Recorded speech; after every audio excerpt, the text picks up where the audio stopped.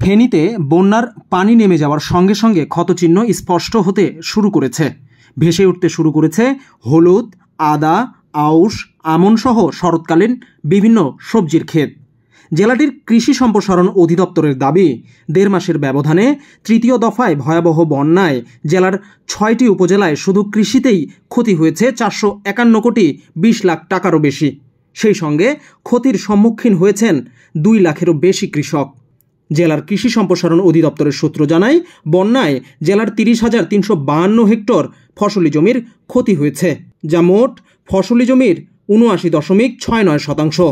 এর মধ্যে ২৬,০০০ হেক্টর আমন, ১,৮৫৪ হেক্টর আউশ, আবাদকৃত ৫২৫ হেক্টর শরৎকালীন সবজির পুরো অংশ, ৬৯ হেক্টর ফলবাগান, ৭ হেক্টর আদা, ১৬ হেক্টর হলুদ ও ১৬ হেক্টর আখ ক্ষতিগ্রস্ত হয়েছে।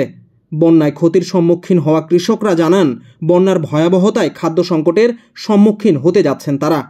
জমির ফসল নষ্টের পাশাপাশি ঘরে থাকা ধান চালও পানিতে ভিজে নষ্ট হয়ে গেছে।